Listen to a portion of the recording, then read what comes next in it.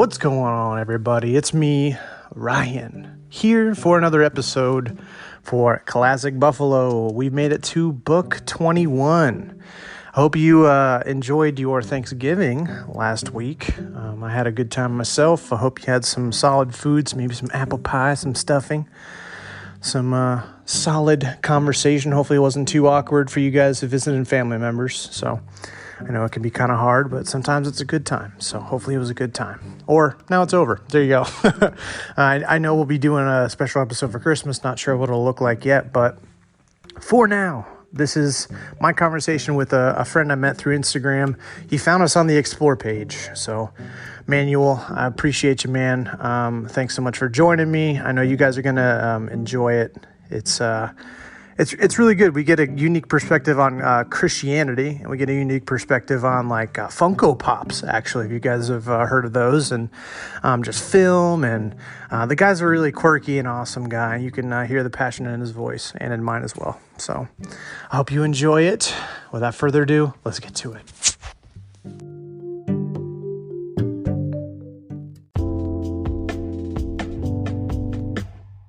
What's going on, my buddy, Manuel? How are you, man? How you doing? Good. That was my intro, if you couldn't tell. Yeah, it's a very great intro. I did a big swing for the fences on that one. I liked it. It's very welcoming. So, where are you at right now? Are you in Indy or where are you at? Texas. You're in Texas. Corpus Christi, Texas. Corpus Christi. I actually met a guy through Call of Duty, back in high school when I was playing Modern Warfare. Yeah. He's in Corpus Christi. Oh. Yeah, it's hot all year long, and then we get some rain. Does it ever snow? It snowed in 2017, randomly, but the last time it snowed before that was 2003. So 2003 and 2017, but it wasn't normal for that to happen. Did you have a snow day? And in 2017, not so much because I had to get to work, and I had to I was excited, but it was the boss was still okay, make sure you come to work though, and I'm like, you're acting like we've driven in snow our entire lives. But dude, it was Birmingham when I was down there. It snowed 2 or 3 inches maybe, and it was people were leaving their cars on the highway. It was bad because they never planned for salt in their budget for the city, basically. So when it snowed kind of bad, the whole city shut down. They put salt on our roads the first time it snowed in 2003. They had trucks go out and just start pouring salt. Yeah. You should have just took a salt shaker and just did your part. Yeah. And I took the little salt packets from McDonald's and I was just cracking them open and throwing them on the pavement and stuff. So, what's the culture like down there? I know you just said it's kind of geographically kind of hot and stuff, but is it diverse? Is it suburb? Is it middle of nowhere? It's very diverse. I think it holds on to I want to say Hispanic culture is really big here. Where I'm gonna have to mention it because it's everywhere, but we're the home of Selena Quintanilla, so it's that's what we base our city on, basically. If you mention Corpus, somebody's oh, okay, Selena. And so it's there's parades and stuff thrown here just for that. It's pretty crazy. Do you have Latin American roots at all? As far as me being Hispanic and my parents were both they're both Hispanic as well, my mother and my father. And I think my dad's side, further into them, they come straight from Mexico. His grandfather and his grandmother, but I never got to meet them. So we're the Texas root of our family name. Pretty much most of my family lives here in Texas. And as far as our last name goes, it's in Texas a lot. But I heard that there's some people in California who have the same last name. I don't know anything about those people though. So it's Plazola. So it's not Italian. And it's Hispanic from what I know of. But I had an aunt come down not too long ago, and she was like, "I did one of those 23andMe tests, and we have some Italian in our blood." And I was like, "Wait, what?" And she's like, "Yeah, we're somewhat Italian." And she goes, "I don't remember the percentage, and I could have been reading it wrong." So it's like my goal now to take a test, because I mean, when you put that kind of that stuff in the hands of older people, they don't always understand it. Yeah. So I figured, like, if I just take a 23andMe test, I can finally get some answers to my last name. So Corpus is kind of close to Mexico, right? Have you been to Mexico? I've been to the valley, and like that's like the border of like right in McAllen, Texas. The border's right there. Like the border is like if you drive to the end of McAllen, which is it's not going to take you forever, you'll hit the border to Mexico. I've never personally been there though, but it's about that close, because McAllen from Corpus is maybe almost a 2-hour drive. Huh. Wow. Yeah. So it's McAllen, it's not McAllen? What I know of McAllen, or that could be the way that I'm pronouncing it, but that's the way I've heard it all my life. So I'm just. Well, yeah, I mean, you're from Texas. You probably know better than I do. Yeah, well, it's just, I mean, that's what I hear all the time. I have a friend was born and raised there, so he says McAllen, and I'm just like, okay, well, you're right. You're from there. I'm from Corpus. Yeah. So to growing up, like, did you have like how much was the Hispanic, Latin American, culture infused in you growing up? As far as I know, when we were younger, we were all really close, like my cousins, my family. I remember we were always at each other's houses, like all the time. Like that was just the thing. And our parents were always partying together. Like that was the thing. There was always a barbecue going on, somebody's birthday being celebrated. So it was kind of like that culture I grew up around, like a family, like really close. But that was when we were younger. As we grew older, differences and just our different walks, we kind of like went our separate ways. Now, as we're older, the cousins of age, we're becoming a lot closer, like the same kind of close we were when we were kids. Now as adults, because we understand, we understand each other more, and it's not our parents who are setting these things up. It's us now. So. Yeah. Yeah, I totally get that. I was the same way growing up in Florida. We were just always over at our grandparents like every weekend, and then everybody starts getting older.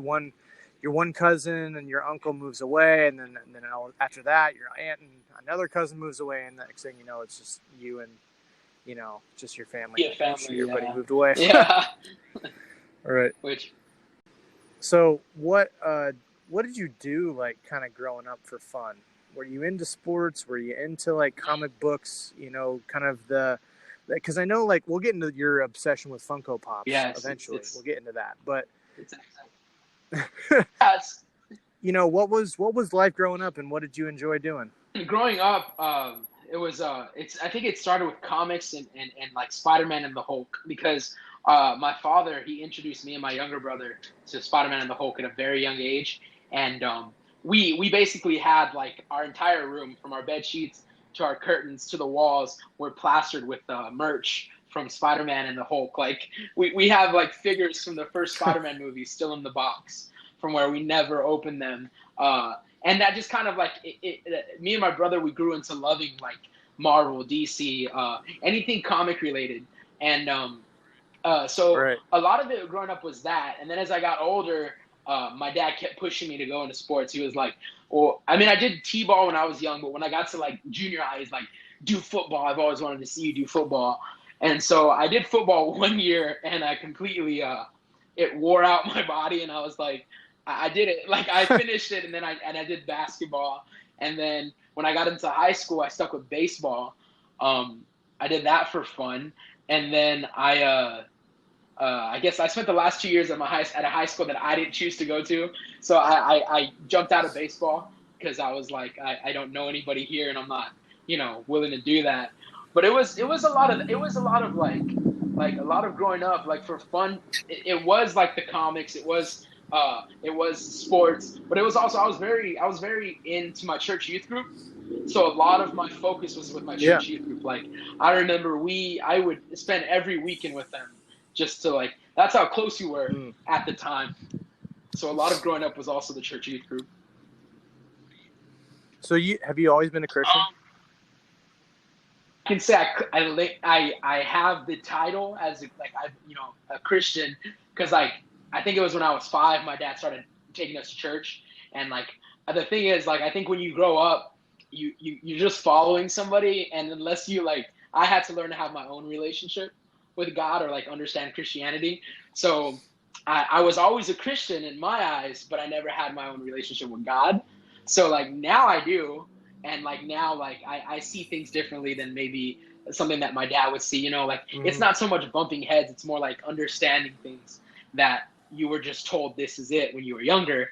Now that you're older, you're like, Right. wait, I don't agree with this, or I'm pretty sure it means this, and I think that was kind of like growing up when I got into that stage of like understanding the Bible and understanding it further than my youth group. And then like that's when like things were like conversations with me and my dad became more like not so much intense, but like more like, okay, I see your point of view, or okay, I see your point of view. But yeah, Yeah. there's been a lot of, I guess in Christianity you call it backsliding. I've done a lot of that, like a lot of. I'm not gonna lie, I've strayed away and come back, and I went through a whole teenage phase where I was just stupid, and I had to learn. And but yeah, that's kind of what it was. So I'm a Christian currently, yes, but growing up Okay. I wrestled with it here and there. Right. So was there a defining moment or just a couple of events that really made it yours, your own faith and your own, because I think for anyone, whatever they believe or not believe in, there's kind of one or a few moments maybe they build up over time that establish your own worldview, Christian or not, Yeah. an atheist, whatever you want. There's certain things that just kind of shape, and it becomes yours, and it's no longer what you were told to believe. So what was there a moment or something that kind It's of it's helped shape it's that? crazy because there's been like multiple defining moments that have like really shaped like my Christianity. But the one that I recall the most was I want to say I was a freshman or sophomore in high school, and at the time my grandfather had just passed away from cancer, which he had been fighting, and I was like really hurt over it. My parents were completely Right. low on money. Our car that my dad had put all this money into to get fixed decided to explode randomly. Oh Yeah, my yeah, God, like literally. yeah. So like he had put all this money into fixing it, and the mechanic was always like, it's this part, it's this part, it's this part. So he finally gets it, and then he goes to church on a Saturday to pray and just thank God that we have our car working again. And on his way back, the hood just lit on fire, and the brakes give out. So he had to pull into like a random lot, and the car just like set ablaze, and they had to come like, Oh my yeah, fire God. department came and had to put it out, and then it got towed away, what was left of it. And so I was going through like this really, like, I guess I was really wrestling with my faith, and like it was that question, like, if God's so good, why is this going on? And because of Uh-huh. that, I strayed away from the faith, and I walked away from it. And I remember summer came around, and I had put all my effort into baseball. Like I was just paying attention to baseball. I would skip church and like make up excuses not to go to church just so I could continue playing baseball, because I was, I was mad about my faith. I didn't want to talk to Right. God. So then Mm-hmm. summer comes around, and this church youth group, the camp's coming up, and everybody's getting excited. And to me, I was like, I'm not excited. Like I don't want to go to this thing. Well, randomly, this couple comes up to my parents, and they're like, we feel like God put it on our heart, and we paid for your son's entrance into this church camp, and everything's paid for, and we just wanted to say, God bless y'all, and God just put it in our hearts to bless him and send him off to camp. And I remember I was like, my parents were like, say thank you, and I did, but deep inside I was so mad. I was like, why did these people do that? Like what are you doing? Like I'm mad at God right now. Like I don't want to go to youth camp. So I go to this youth camp, and it's I think the second night I'm there. At the end of service, they give you the chance to go play volleyball, basketball, hang out with friends, and or they give you the chance to come to this thing called prayer culture, where you can basically go worship and pray for an hour or two. And so I'm just walking around, and the friends that I've been hanging out with, they're like, we're gonna go to prayer culture, and I was like, y'all have fun. So I was by myself, and I'm walking around the camp, and doing nothing, and then I feel kind of stupid. So I'm like, you know what? I'm gonna go try this prayer culture thing out. when I'm at this camp though, I don't my belief in God isn't there. Like I'm very upset with him. So like I'm thinking like there's no need to go to prayer culture or even worship because these people believe in something that's just gonna let them down. Like that's how mad I was. And so I just go to prayer culture and I remember being in prayer culture. I want to say that's like the first time like I really felt God like in my own walk. Like I really felt like the presence of God for myself. And I remember just walking in there so angry and like I was mad at God and I just felt like this peace, this random peace just like come over me and like let me know that like everything's gonna be okay. Like there's a plan, there's a purpose for all that you're going through. You're upset right now. I can see that, but this is all part of something bigger and things are gonna get better. It just takes time. So I remember just feeling that. I remember being like so scared. I started crying because I was like, what the heck? Like how did this feeling come over me? Like I've been so stressed, so angry with God, like and then I just felt that. And I remember being in that. I stayed for all of prayer culture, just worshiped, and I cried like a baby. And when we when I got out, I was like talking to my friends. They're like, "It was pretty good, right?" And I'm like, "Man, you won't even believe it." Like I'm over here like, guys, Right.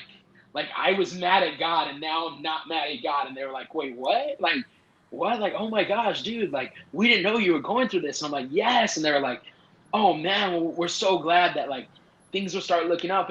And sure enough, like I want to say that's one of the most defining moments though in my walk because that's when I realized that like it's not my parents, it's not me saying oh I'm a Christian because my parents are Christians. It's me saying I'm a Christian because I wholeheartedly believe in this and I follow it myself.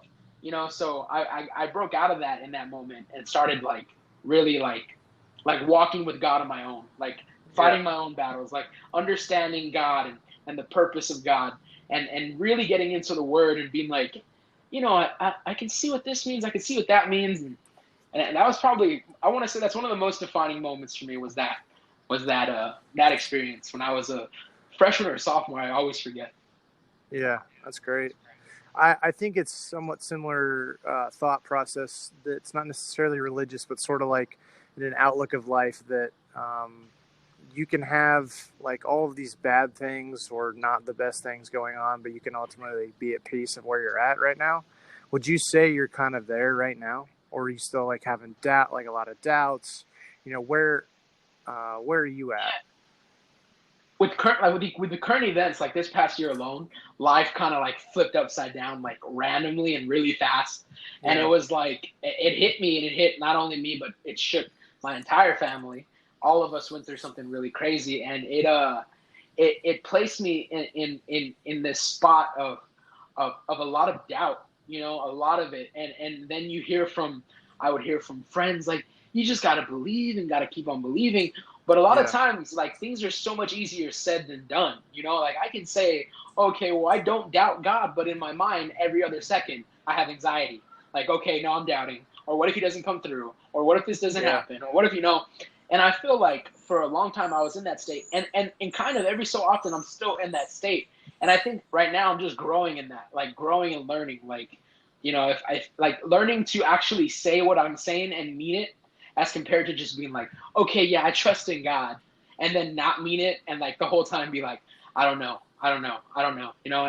yeah, and I think one of the biggest influences when it comes to that is like, you know, I'll talk to my dad, and I'll be like, you know, like I'm doubting right now, and like, what if he doesn't? And my dad's always like, you see, it's because you're doubting, and like just stop stressing over it, like just believe it'll happen. And I'm always like, I always like wrestle with my dad about that because I'm like, how can he be so cool about this? But when I look at it, I kind of look at my dad as like, well, that guy's been through a lot, and when we didn't have money, he had to say the same thing to himself. You know, like in the times that we were broke or like we weren't gonna make it or like there was no food in any like in the cabinets. This is that same man that had to be his own, like, you know, like his own voice in his ear saying, hey, like it's gonna get better. I just gotta trust. I gotta trust. I gotta trust. And so when I hear my dad say that, it's a much more like it's a realization. Like, you know what? If this man who's been through all of this can say it and wholeheartedly mean it, then I slowly have to progress and hopefully start to look at life that way. right. Yeah. Yeah, Yeah, it reminds me of because I grew up pretty heavily Christian, not so much anymore. But the story in the Bible of the one dude who had everything taken away from me. They were like, God talks with Satan or something like that, and then Yeah. they basically take everything from him, and he still praises God or whatever. And how all the other people that were his friends were saying he's doing something wrong, and that's why bad things are This is happening to him. yeah, it's a story of Job, and I love that book Yeah, so much because I always like it's like Satan's basically just roaming the earth, and God's like, what are you doing? He's like, oh, I'm looking for somebody to mess with, and God's like, well, hey, go mess with Job because this guy's a faithful servant. Like this guy will not deny me, and so Satan's like, cool. So Satan goes and takes away everything Job has to offer, and like has in general his family, his place to live and all that. And he goes to the council of his friends, and his friends are saying that. They're like, well, you must be doing something wrong. Or, like, how can you still believe if, like, this is going on? Like, maybe you're not. And the whole time, Job just continues to have this faith. Like, oh, it's gonna get better. I'm not gonna give up on God. And it kind of ends with, like, Job finally surrendering everything and being like, God, just have it all. Like, I don't want it, yeah. as long as I have you. And then, boom, that's like the Job gets everything in return. That's a yeah. Oh man, I say that story so many times to friends and family because it's like I know this is sidetracking, but like with the state of church and like a lot of times people like get upset like, oh, like why is my life like this? And like I'm a Christian, like life's not supposed to be this way. And then I'm like, well, you know who else was a Christian? Job, and he was serving God, he was living right, and yet God was still like, let me test his faith. So sometimes I have to remind friends and family that, hey, your faith is going to be tested. It is. And if you think that your faith is going to be tested any less than the way it was with the disciples or the followers of Jesus in the Bible, then, you're mistaken. And I don't know what church is, telling you that it's going to be easy because, I mean, it's honest. Life's not simple, man. So, yeah, preaching to the choir. So from my own experience with anxiety and depression, I really run into like people saying that my struggles, I'm just not praying hard enough, or I have to, you know. My story a little bit was I went to do ministry at a church, and part of like this internship or whatever was writing my story. So I shared my story. I wrote basically like everything that ever happened to me, and all of the people that heard it were like, "Wow!" Like they're kind of like, "That's a lot."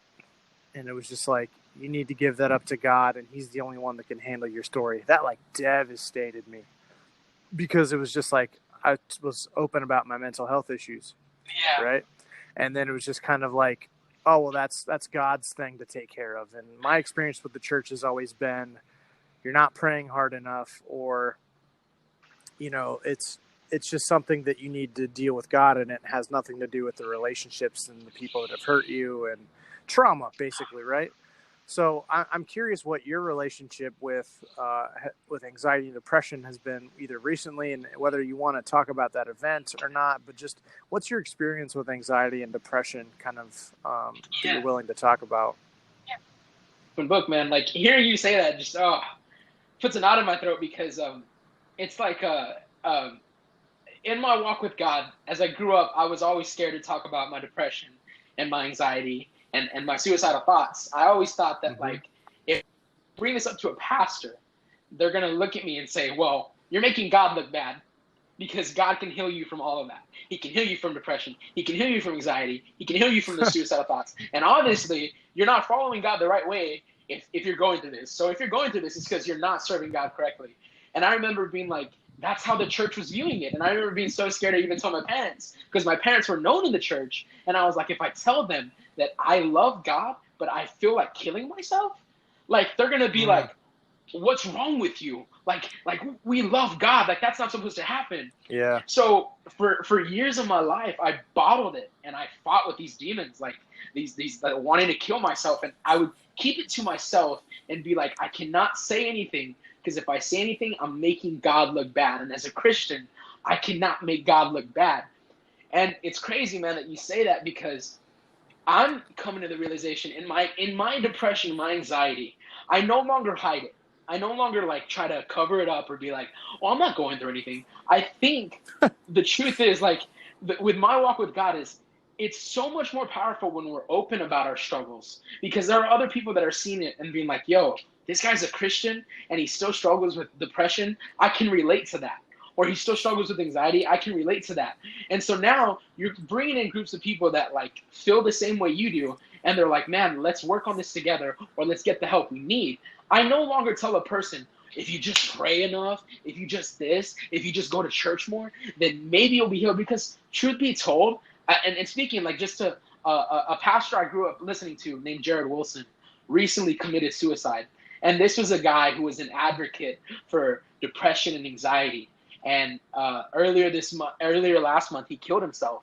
And I remember just being like this is real. You know, depression's real. That even if you're strong in the faith and you believe in God, you can still face depression.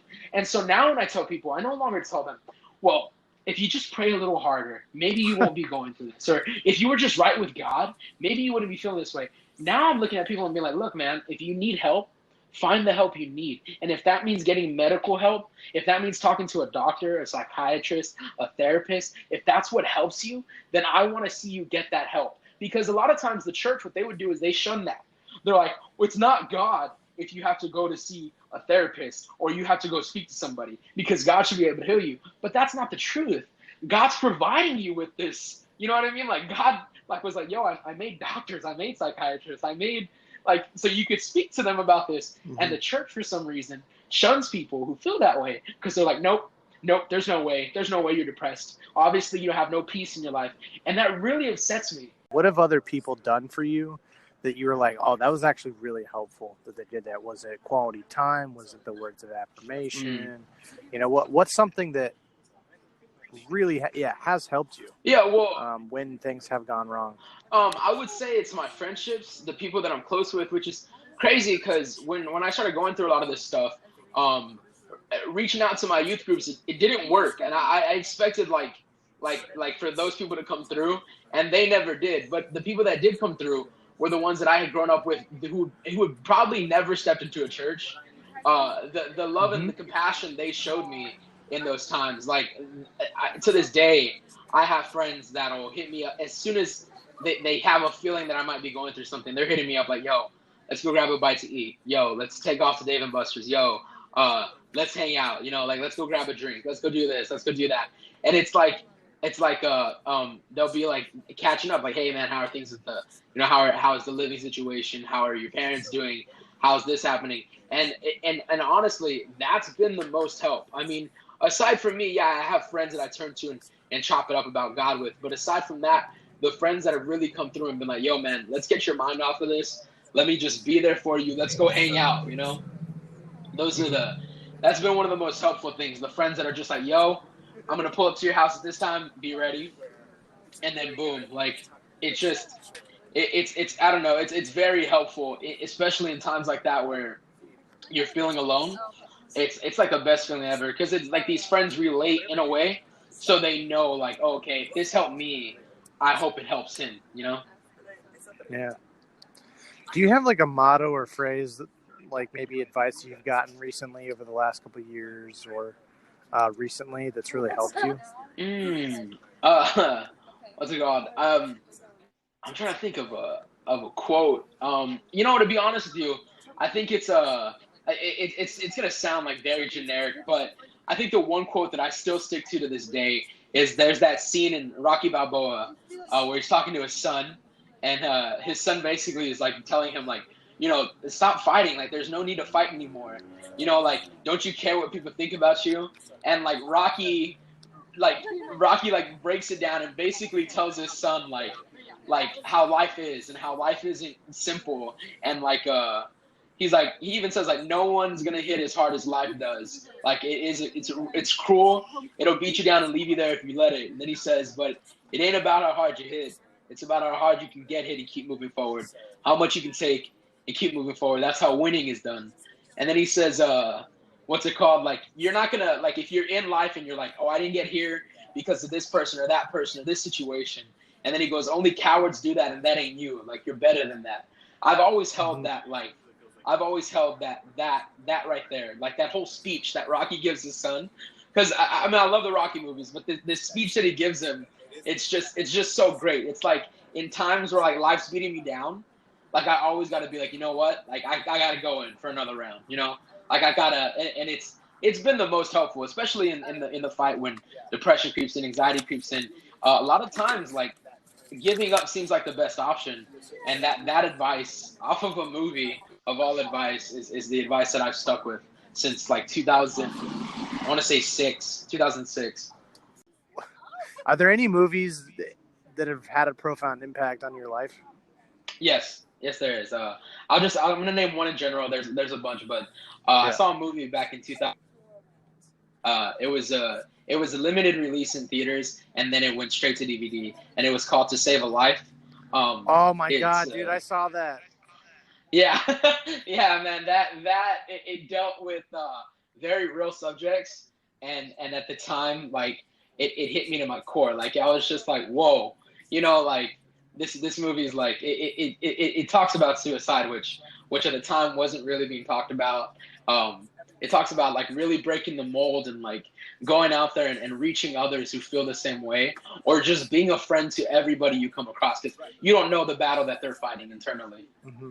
And I think that just like when I saw that movie, like I had already been like the guy who was reaching out, but that movie just made me feel like, you know what, there's people out there that are struggling and hurting the same way I am, and no matter how bad I'm hurting, I'm going to reach out to them and like try to show them like, let's fight this together, you know, like let's go through this together. Like you're not alone in this fight. Like there's, you know, you have somebody in your corner like willing to fight with you.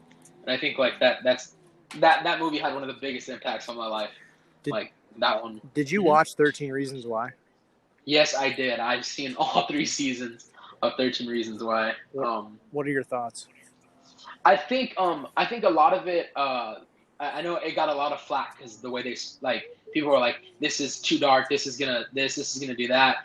As somebody who struggled with it though, I do applaud them, because I feel like, yes, it's a very dark subject to take on, but it's a very real subject. And if we continue to sugarcoat suicide and depression and anxiety, and we keep to gloss over it and like try to shield people from seeing the reality of it, I think we're doing people a disservice. Because if anything, I want it to be more of a known thing. Like enough of sweeping it under the rug, enough of like, oh, it's not a big deal, enough of like, oh, it's just people crying.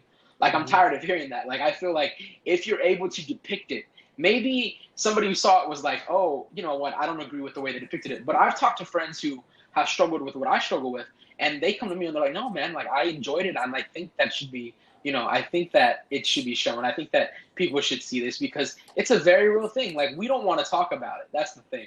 But it's very real. I know that people have their gripes here and there. Overall, I enjoyed it, and I'm not gonna lie, I've cried all 3 seasons. Like there's some scenes in there where I'm like, man, like that one hit it. You know what I mean? Like that. So I mean, I applaud the show. I don't have anything against it. Yeah, I had a really hard time watching it, and it's probably one of my biggest regrets, to be totally honest, was watching it. Because I was in a really bad place, and it emotionally attaching myself to the main character and seeing the graphic nature of the things that she had to go through. I mean, it was like it was too much. So that ultimately led to me getting to the hospital. So, and I might be a small example, but that's why I was really upset with. I agreed with the intent. I agreed with the need to be brazen, or to say like, this is a problem and this is literally what could, but at the same time, it was extremely triggering for a lot of different people. And I almost felt like it almost did more damage than good. And it could be, it's just my perspective, and I'm entitled to my opinion and yours, right? But I just felt like the people that watched it were either just like, oh yeah, kind of like how you would feel about Breaking Bad, or you would feel about any other show, as in just like, oh, it was good drama, like it was a good, like, do you know what I'm saying? Just from like, oh, story perspective. There's some people that are going to look at it, well done, versus just like what it actually truly deeply means, or what it was intended for, and of raising awareness for it, and then I just kind of felt like the solution or how to actually help was somewhat lacking. Yeah, I agree. And that, especially the counselor kind of just getting railroaded over just like that it was all, I don't know. I think it was a somewhat one-sided conversation. I don't want to bash the entire series because ultimately No. it I started feel a you on that. conversation or sort of, but to me personally, Yeah, it was damaging for me so I was yeah. just curious, but, um, No, I agree. I agree with you on that perspective. Like, it did. My thing is it brought awareness. You know right. what I mean? Yep. And as I said before, yeah, there are some ways that I see what you're saying. Like, it was triggering to some people. It all depends on the state of mind that we were in when we watched it. You know what I mean? Like, Right. let's say it triggered you then. 2 years from now, when you're in a different state of mind, you could be like, oh, okay, well, it's not triggering me. But that's still very important. Like, and as you said before, the solution too was, and I agree with the solution too, because although it was like really well written, I agree with this. There's a lot of times where I was like, why isn't anybody speaking up? Why are they, like, why isn't, as you said, the counselor, I was like, why isn't he doing something? Like, this isn't, Right. you're basically making it seem like, okay, like you're in this situation, like, there is no help for you. Like, the counselor's not going to talk either. Right. So I definitely understand what you mean, and I respect it. Yeah. It's just an interesting, I mean, it's been a cultural impact in that community as of the last couple of Yeah. years. It's just kind of, you can't Mm-hmm. really ignore it, but I was just curious what your thoughts were. Mm-hmm. But yeah. Another question. Okay, so let's talk a little bit more, not practically, but more just the background. Like, where are you at today? Did you go to college? What are you doing now these days? What are you passionate about? Um, I'm currently working at a place that makes safety equipment for offshore oil rigs. That's what I do for for a living. We make safety equipment. It's a Monday through Friday job. Mm-hmm. Uh, I graduated in 2012, and right off of high school, I spent summer free. Well, not really. I had a job at Chick-fil-A at the time, and then Yeah. right into college. Yeah, right into college. As soon as August came around, but my mindset in college, I was stuck on a girl, and I didn't pay attention. I had like a 4-year grant to go to college, and my first year there, I completely messed it up. Um, it was bad. And after that, I tried getting back in, and then they tell me, oh, well, your grant didn't cover $700. If you can get us those $700, we can get you back in. So I pay them the 700, and then they say, oh, well, you're on academic suspension, so you're gonna have to sit out this. And I was like, you just wanted my money, but okay, thanks. So I had to sit out for a year, and then I went back. And I went to a different college, which was way less expensive, and I spent a semester there. But I had spent all my money in that semester as far as books and a laptop, and I really paid attention. I aced that semester. Yeah. It's just when it came around again, financial aid wasn't coming through and things like that, and I was kind of like, yeah. So I just kind of stuck with my job, and I've been at a different place, and I barely got the job that I'm currently at. I got it back again like maybe 2 years ago. So, but yeah, I'm currently that's where I'm working. What I'm passionate about though is I mean I love music. I'm like I honestly like when I say I can't go a day without music, Same. I don't like it's the truth. Like even when I drive, I laugh because in the movie Taxi with Jimmy Fallon, he can't drive unless there's music playing. I'm the same way. Like if you jump in my car and you lower down the radio, I'm like, do you want to get in a wreck? Because that's what's gonna happen if I don't hear some type of music to like calm me down. And then people will be like, oh no, I'm like my bad, my bad. But no, I love music. I work on it when I can. I did it for a while before I did it in like the Christian music scene. I was doing like rap with some Christians, but things kind of fell off, and some hearts were not in the right place. And when money became a bigger motive than the message, I was like, I'm out. See you later. Right. Not about this. So, but it's definitely music. I'm like my thing here is like, if there's just someday that a door opens up, like even if like you're grinding until a door opens up, then I'm all about it. Like when that door opens up, like that's what I'm in. If it's not music, it's as I said, like aside from listening to podcasts, working on a podcast. Yeah. What are some of your favorite podcasts right now? Okay, so there are some that I'm like really obsessed with. I listen to one called Tiny Meat Gang.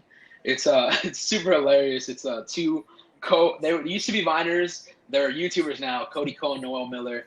It's hilarious. I'm a Patreon supporter for that one. Like I love it. Um, I listen to one called Sword and Scale. It's like a true crime podcast, Yeah. but it's so well done that I'm like hooked. There's a few other like there's one with there's a Justin Long podcast and a Michael Rosenbaum podcast, which are really good because it's like actors interviewing other actors, and it's great to see the upbringing of some of my favorite actors and how humble they are off screen. Yeah. And then like how human they are too. That's a big deal. I used to listen to a lot of H3. I used to listen to H3 a Yeah, yeah. lot. I love it. I love Yeah, him. Ethan and Hila, yes. A lot of H3, and then I listen to one called Serial Killers.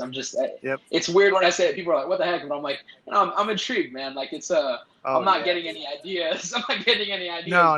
Yeah. Definitely, it's just I'd like to hear like, what was going on in these people's heads when Yeah. they did what they did. It's crazy. Psychology is so interesting. Oh, it is, and like it's crazy how I got into it like after college, as compared to like when I was in. I think that would have been like really cool to be like, yo, I'm gonna study this and just get a career in this. Yeah. I would have been like all about it. But man, those are currently like the top ones that I mean I have like over 20 podcasts, so sometimes I'm just flipping through different ones and just listening here and there. So Herb Baumeister? No, I've never heard of that. Okay, no. So he's from my hometown. He was a serial killer. Oh wow. So he targeted gay people, and he would go to the what's it called, the club district, pick them up and then murder them, and he would bury them in his backyard. But he ran a thrift store. Whoa. Like his own thrift store and stuff, and like there was questions whether his wife knew and stuff, but like there was a guy who was undercover, and he got taken home by a Herb, and then like, dude, he shows up, and the creepiest thing is that there's mannequins everywhere, like full-size mannequins just everywhere around the house. He survives because he basically tries to kill him or whatever, and then survives. Nothing kind of happens, and then they go their separate ways. But anyway, like he's from my hometown, so I'm fascinated with serial killers too. Oh wow! Like, but that guy's from my hometown. He killed like a dozen or so gay people, and then what's it called? What's so interesting with Ted Bundy? Oh yeah, there's that one chick who like wrote books about serial killers, worked with him at the suicide hotline. Yeah, like next to him, and had no idea it was him. Oh my gosh! It's one of my favorite movies is Zodiac with Mark Ruffalo, Robert Downey Jr. I think it's just so perfectly well done. It's very like when you're watching the movie, it's such a feel. Like you're there, like man, like this is what these investigators and people were going through, like trying to piece this together.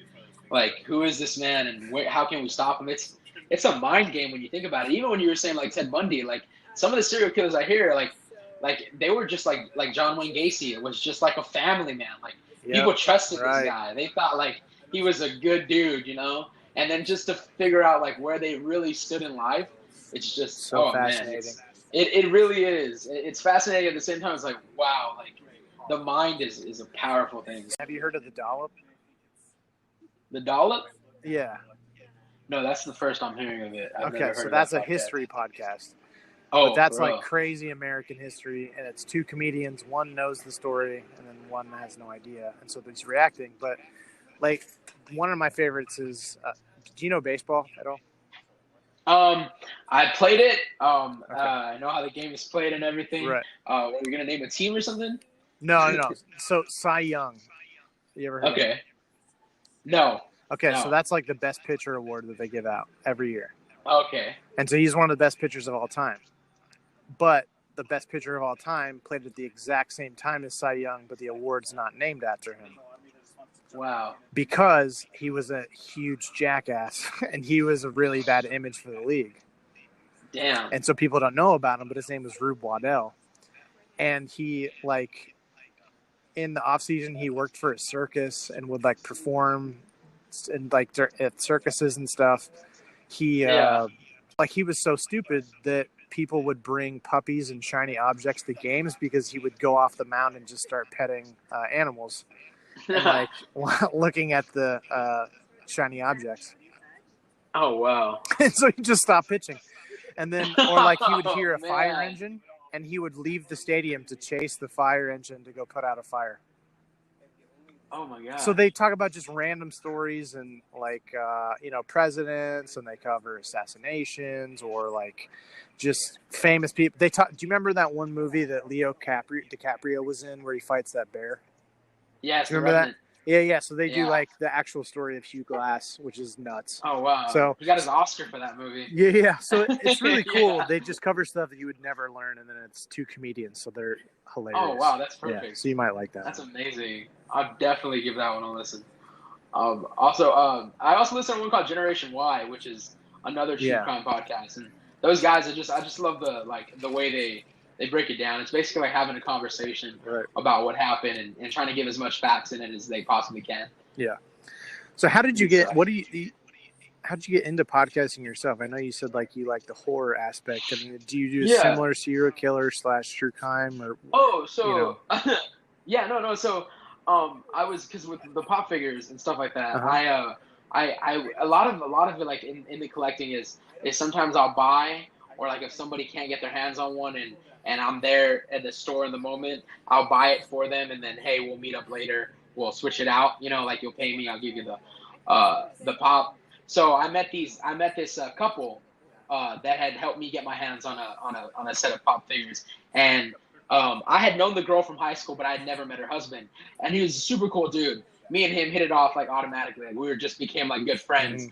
Next thing you know, he's hitting me up, and he's like, "Hey man, I want to start a podcast about pop figures. Well, my friend does, and he wants me as a host, but we're looking for a third host who maybe knows more than just pops and knows about pop culture and things like that." Yeah. And we figured you'd be the guy. So I was like, "Oh, dude, I'm already listening to podcasts," which is like getting into podcasts was just random. It was I think I had heard Shane Dawson was saying that he had a podcast, so I looked it up, and then I was like, this is not too bad. And while I was looking up Shane Dawson, I ran into serial killers.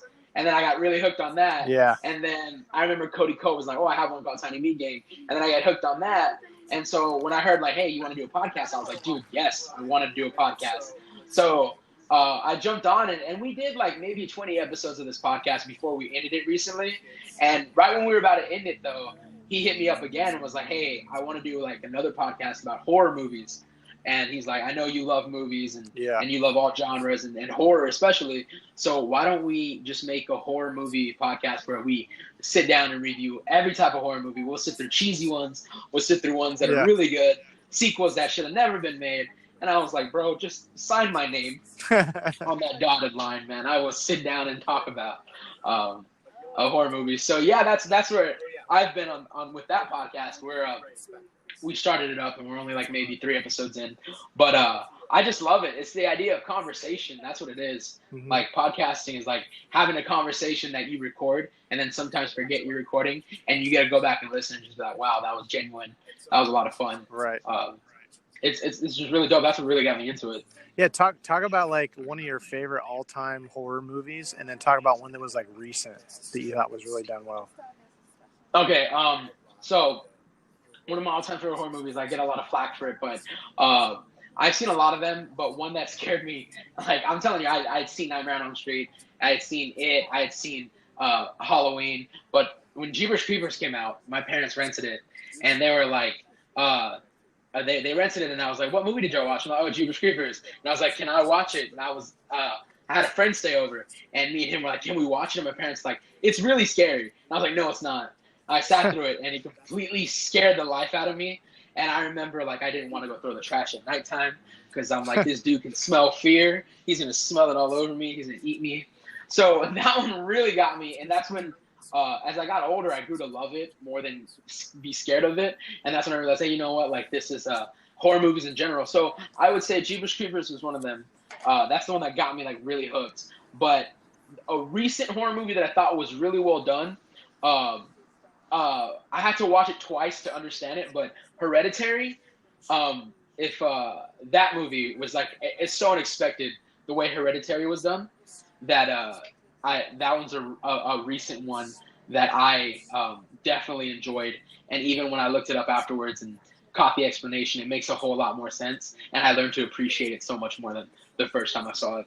Yeah. What do you think of like Get Out or like the one that the other one that Jordan Us, Peele made? Yeah. Jordan Peele, Us. Okay, so yeah, I was gonna bring up Get Out was enjoyable to me. Us, I enjoyed it the first time I saw it, and then me and my friends we questioned it too much after the first time we saw it, and we were like, okay, it had its flaws here and there. I definitely think Get Out was the better of the two. Yep. But I still really enjoy where Jordan Peele's like. It's crazy because I watched a lot of Key and Peele, so to see the guy behind the camera making movies like this, it's entertaining, and like I'm all for it.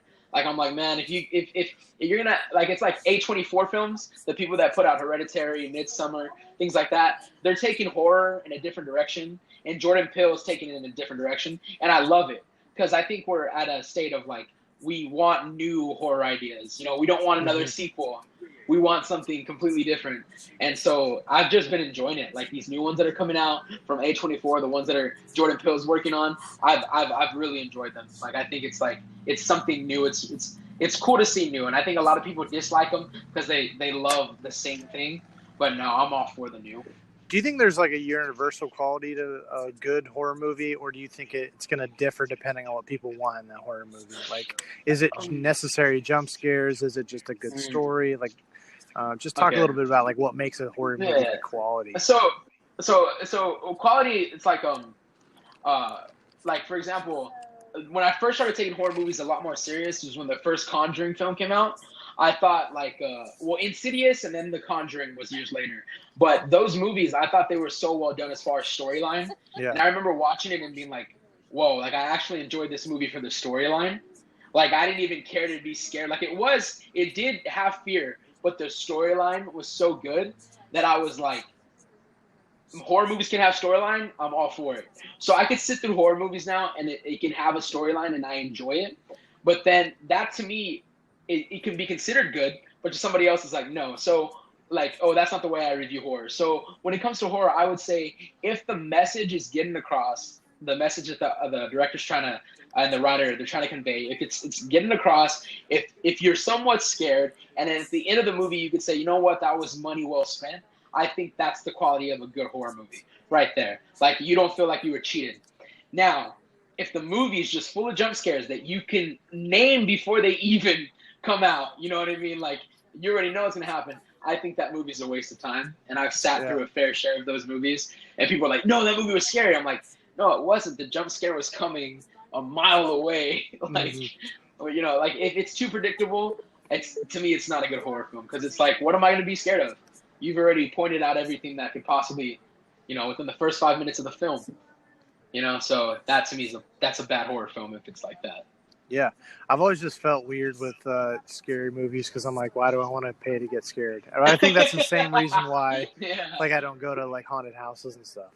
Oh, the haunted houses I don't do. You don't. I don't do haunted houses. No, because I know like I've done a few. I've gone to a few of them, but I mean, I clench my fist the entire time. I'm not even enjoying it. I'm looking for the exit. So it's like I don't want to pay money to see how fast I can get through a building. You know what I mean? Like, right. There's people that genuinely love it. Like, oh, I love being scared. That's cool if that's you. But I know, like, I don't want to hit one of the actors because I've put on one with my drama club, and I mean, you wouldn't want anybody swinging at you. So the same time, it's like, you know what? It's best that I don't because I'm going to swing at somebody, and I don't want to do that. Yeah. Like, I don't think they get paid enough to get hit in the face. So no, I don't do horror haunted houses. How did you find Classic Buffalo? Okay, so it's crazy how I came across y'all.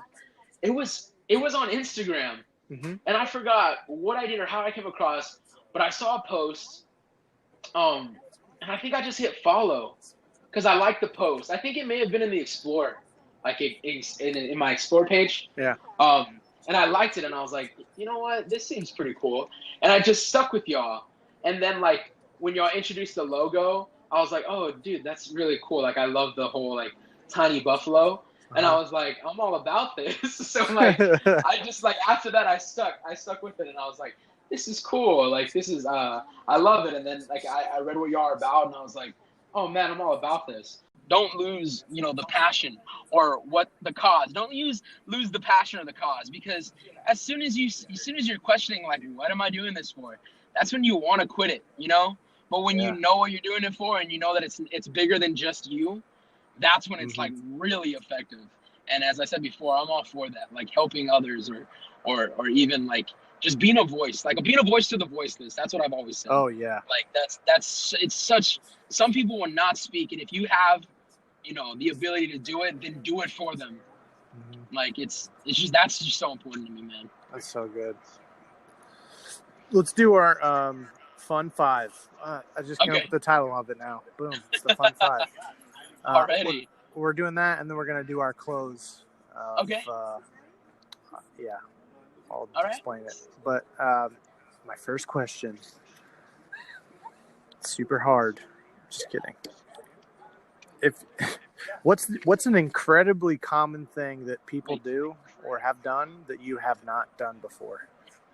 An incredibly common thing that people have done that I've never done? Oh my gosh. You know what? It's gonna sound weird, but I feel like Chipotle, everybody's eating there. I've never done it. Like, it sounds so common, but it's the truth. I've never eaten. We have one.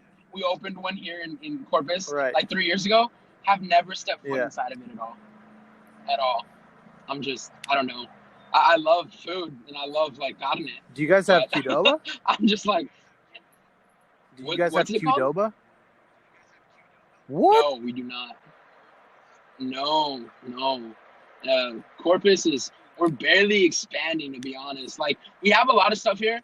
Like, if you want Whataburger, we don't have those. Every corner. Yeah, in Corpus, like, because this is like the first Whataburger was built here in Corpus, and that's like, boom, like it's Whataburger 24/7. Like, it's a hangout spot. It's the place to go after concerts. It's the place to go at 3 a.m. when you're asking, why am I still up this late? That's what goes down here. What's the game no one can beat you at? Freestyling. Really? Yeah. I love to freestyle, and I remember I used to battle in the schoolhouse at school. It's so funny because it reminds me of this lyric from Lecrae that says, started with hanging posters on my bedroom wall to battle rapping for status up in the school hall. And like, I always laugh at that because it's true. Like, when I moved to a newer school that I didn't know anybody at, as soon as I started freestyling, I made like so many friends. Like, it made it so much easier to like, what's it called? So much easier to adapt. But no, like, I'm not being conceited or anything like that, and I don't want to sound like I am. But no, I've come into people that battle me or that go toe to toe, and it's like, no, it's like not a competition. Like, it's kind of like it ends with like, okay, man, dude, how do you? And I'm like, I don't know. Like, it was something I started for fun, and like it just got really like real, and I was like, all right, I'm not gonna give this one up. But yeah, that's the game right there. What's a trend that you never understood? Okay, so this is a current trend. Sad boy music. I don't understand it. Like, I say that like sad boy music is like those artists that are crying over their ex 24/7, and for some reason, like, a lot of people are into it. And I'm like, if it's like when people say like, if you're sad, don't listen to sad music, and that's exactly what this music is. And like, people are listening to it like, yo, I'm still depressed, and I'm kind of like, it's probably not the best thing to like jump on, you know what I mean? I never understood the trend of sad boy music. My younger brother listens to a lot of it, and I've questioned him, like, why do you like it? And it's because the honesty. And I'm like, it sounds like this guy's not over his 5th grade crush who left him on freeze tag, and he's still crying about it. He left him. My brother's like, no, you don't understand. Freeze tag. Well, like, I always say, I always say bars. that. Like, it sounds like they're crying over yeah, like their first crush who tagged him on freeze tag and left him there. Did you come up with that? Crying about to this day on their music. Oh, that's yeah. It's just all off the top. Yeah, just that's what. But I always do that, like, when freestyling too. It's You don't think about it. Don't think about it. People are like, oh, I want to freestyle, and then they start to think about what they're gonna say, and they mess up. I'm like, you're doing too much thinking. You gotta just let your mind and your lips have fun, and you just play the background. You just play the background to it, okay? And like it's crazy. But yeah, I didn't understand that trend. I didn't understand. That's probably one of the trends I'm still trying to understand, or mumble rap. I've never gotten into that trend either. And that's another, like, I've never understood it, and I sit there like, I don't get how y'all can enjoy this. And I'm like, to this day, I'm trying to decipher it. I'll break the code one day, but yeah, by the time you break it, you'll be 45. Yeah, I'll be 45 and it won't be cool anymore. You'll just and be like, an Dad, old man. we're listening to music that just doesn't even speak anymore. You still listen to music with lyrics? That's what my kids are gonna say. And I'm like, what? That's what. If you could have dinner with anyone in the world, who would you have? And you can have 2 people if you really want. Okay, yeah. Okay, so it's gonna be. Is it cool if it's like a little dinner with 3 people? Yeah. Wait, let me see. 3 people? Okay, cool. So the 3 people at my dinner would be Mike Donahue, who's the lead singer of a band called 10th Avenue North. KB, who's a rapper, and John Bellion. Ooh. John Bellion is one of my favorite artists, and if I can have dinner with those 3 people, I would just melt, because I have not only so many questions, the way that their music and the way that they've lived have impacted my life gratefully. Like, I think I would just sit there for 2 hours explaining, like, y'all don't understand, like when people say this song changed my life, or this saved me. I feel like there is a song from each one of those artists. Like, there's albums where when I was in a very dark place, I turned on that music and it kept me sane. And if I could just sit down with those 3 guys and have like a conversation and a dinner, that would mean social club. All right, last question. What's your favorite part of yourself? All right, my favorite part of myself, I would say my personality. I mean, I love it. Like my character traits, like being able to I can vibe with anybody. Like my goal is just to like bring as many people as I can, like just love on as many people as I can, no matter where they're coming from, no matter what they've done. And I think like being like the personality that I have, it's very easy to like reel somebody in or like make them feel comfortable, And like I mean, I've always loved that about myself, because that's what I want to do. I want to make people who don't feel wanted feel wanted, or know that they're not alone. And I think it's so great that I'm able to just be like, hey, like take the first step or say hi. And I've always loved that. I'm like, my brothers and sisters, they'll say the same thing. Like, dude, you're the most talkative one. Like, you can become friends with anybody in the room. And I'm just like, man, I got hate towards nobody. Like, if you're not, fighting me, I'm not fighting you. We could be friends. Like, it's just that simple. There you go.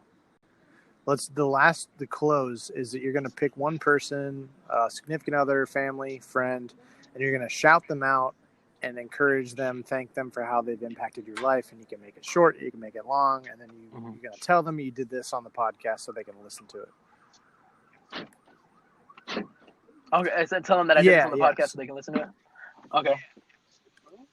Alrighty. Okay, so I can just give them you're a shout just out gonna right say like, hey Janice, I'm really appreciative for what you did, blah blah blah. Okay, well, I'm gonna give out hey Aaron, man, I just gotta say thank you from the bottom of my heart. You've been a great friend, a great brother.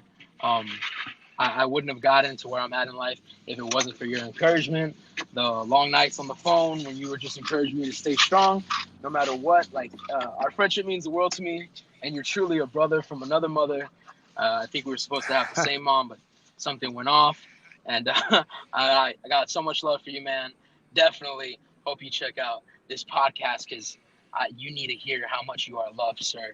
You are a great man of God, and you've been such a great mentor in this walk with God as well, and this walk to get better and just understand life a whole lot more. Thank you. Nailed it. Well, yes. Thanks so much for your patience, man, and just your willingness to be a part of what I'm trying to do. Thank you, man, from the bottom of my heart. No, seriously, thank you. Like, thank you for allowing me to be on this, and thank you for your heart and what you're doing. Like, I just pray for your success, and I pray that more people will gravitate towards this from all walks of life, man. I pray that they pick up this podcast and they're just drastically changed, man. To keep fighting, to know that there are people like you who are in their corner, in every fight. You're cheering them on. You're the Mickey to Rocky. Keep going. Like that's like, and I hope more people hear this. I hope more people come across it, man. You're doing a great thing, and I just pray that God blesses it, bro. Means a lot. Thank you. Well, hey, let's stay in touch, all right? No, most definitely. Well, hey, do me one last favor tonight. Yeah. Have a good rest of your night. Yes, sir. Yes, yeah, you all too, right, man. See you, buddy. Alrighty, brother.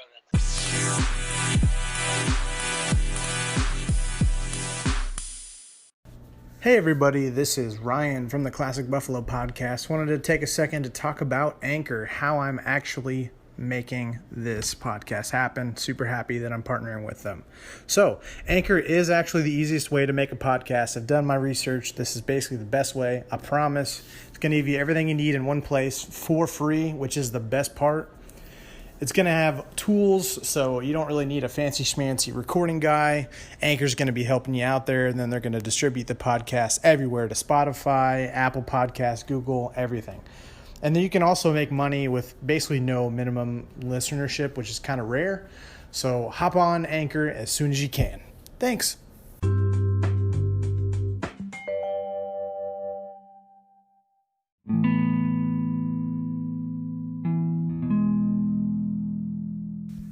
What's going on, everybody? We just got done talking with Manuel. What a solid guy. He's so funny and cool. Like, man, his passion for like horror and podcasts and people and strength, man, there's just so much commonality in every single person who comes on this podcast, that they have overcome adversity. You can hear the positivity in their voice, a lot of times some more than others, but this guy especially. He's very patient with scheduling. I just want to point that out. Thanks so much, man, for that. And the movies and the shows that we talked about to save a life, I remember myself being like a kid and growing up kind of with suicide being such a like taboo word. And I think back when the movie came out a while ago, like I was just kind of, I don't know, I think I was in a pretty good place at the time, and then I kind of watched the movie and it kind of like shook me up a little bit. And raising awareness for people who commit suicide, or that you just have no idea about these people who are kind of lurking in the shadows, that are the nobodies, or somebody who's just kind of bullied, or just nobody notices, and that the call to notice those people. And I really empathize with that. I really empathize with that movie, and that not only was I that person sometimes, but like I started to think about what are the other kids in my life that maybe I'm bullying accidentally, or, just who are those people that have been shunned by society, or that those secret gems. And maybe in a way I'm trying to do that, now. And I think that, I don't know, ever since then and ever since college, a couple of years later, I've just always tried to notice those people as much as I can, and to stick up for the little guy and to give him a voice. If I'm in a group setting and, we're going around in a circle and everybody's sharing their opinion, I'm always going to look at the person who's being quietest and say like, oh, I wonder what they think, or I can maybe just pick up on social cues if someone's feeling uncomfortable and I try to stand up for them. I've always been like that. So I really love that movie. And then obviously I was curious how his perspective on 13 Reasons Why. It's become like on its third season, but that was extremely triggering for me, and I know it has been for a lot of people. And it's just been this catch-22 in the industry, and just what do we think about it? It's not just like Gilmore Girls or Keeping Up with the Kardashian type drama. It's like we're dealing with very traumatic events, PTSD, sexual assaults, and suicide graphically. They didn't spare any details in any of those scenes that they were projecting, and that's why it was one of my least favorite shows, and mostly just also timing with me. Basically my story is that, I was watching the show because I think I wanted to know that there was another person at a very deep and graphic level who knew what I was going through, But then I got way too attached to the characters, which has a lot to do with mirror neurons, which, for those who don't know, it's pretty entry-level psychology, but it explains why we love sports. It's the same part of our brain that fires when you watch someone swing a bat. The same part of your brain fires as if you were swinging the bat. And so that explains why we get attached in movies, why we get scared, because our brain doesn't know the difference between it happening and it not happening. And that's why we fall in love with characters in TV shows. We get upset when they die, stuff like that.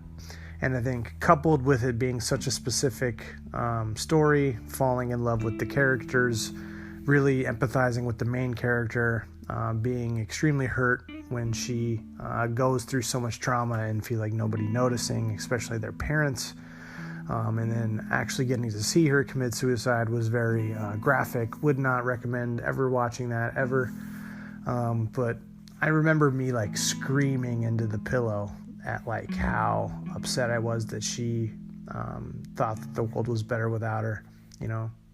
And I think there was part of me was just like so upset that I knew that there were people out there that do those things. Obviously, the number of suicides are so high.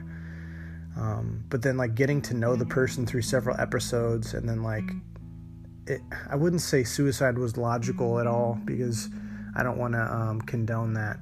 It just was just like it provided background to why she made that choice, and I would disagree but there was I don't know, there's so much more factors to the whole situation. My point of the story was that I saw it, I was really hurt, because I'm also like, yeah, I'm pretty close to that actually being me, you know. I didn't go through the exact same trauma, but like a lot of the same feelings and the loneliness and the planning and all that kind of stuff. Like I've gone through a lot of what she's gone through, and then for her to go through it and to be like, oh my God, what if that was my friend? Like, because it felt like that, you know, going through all these emotions with the mirror neurons. I fell in love with the show and in the characters, and it really, really messed me up. I think I had called my mom that night too, like, because I was like, I just want to hear your voice. That was a really like touching moment. I know that I'm kind of going completely sideways here, but this is an important part of my own story, just to share this real quick. I had been debating for over a year and a half whether I should check myself in. I was like, all right, I got to do this. And so that led to my 6-week, outpatient program, doing that 3 times a week. And it's one of the best decisions I've ever made. So, and I've gotten a lot better. I'm still struggling, to be totally honest, but it's just different. It's not like it went away, but I had different skills. I've, regressed in other areas, done really well in some others. And, but yeah, I've just been always curious, how to create media around the industry of mental health. And that's part of why I've been creating what I'm creating now, is that I want to create a good, well-curated, well-thought-out content that can raise awareness, bring light, shed the vulnerability, to be totally honest, so that people want to listen and they want to know what it's like to struggle with depression, suicide, and anxiety. I'm going to talk about it, and if other people will pretty much dance around the topic / really talk about it, then they're going to get it in this podcast. And so that's why it means a lot for every person to come on my podcast, and even if it's shallow level conversation, I'm going to pretty much subterfuge my way into packaging it into a digestible message or food for people. So, because I think just naturally a lot of things have to do with anxiety and depression, even if it's not like clinical, if that makes sense. So I'm really thankful for Manuel. The guy is such a positive force. And I remember my own story of having such an emotional experience with God and having these one-on-one, like, kind of come to Jesus moments. I'm still trying to rationalize them now without God and kind of stuff like that. What does that mean, or what were those moments? Like, that's what I'm still struggling with, and that's like outside of that moment. There's several moments in my life that I'm like, oh, that was totally God. Like, well, if there isn't a God, or if I don't believe that anymore, like, what does that mean? So, but if I'm just from a strictly spiritual perspective, I know how important those types of moments can be for a person, and that's really cool. That if you believe in God and you believe in just a spiritual experience that I think you owe it to yourself to fully experience it, because it can be like really liberating or have like a lot of positive qualities to it. So that's awesome for him. And yeah, I'm thankful for everyone who knows him and is friends with him. So thank you so much, man, for being on the podcast and just supporting everything that I do. You're a quirky son of a gun, and I don't know. It was just great to spend some time talking with you. And yeah, man, you just got a lot to say, and I can't wait for you to continue to be a part of other people's lives and to share your voice. So thank you so much for listening, guys, this week. It's been a trip for sure. So until next time, it's been me, Ryan, your top supporter, hopefully, or one of your supporters. Glad you're alive. I love you, and I'll talk to you soon.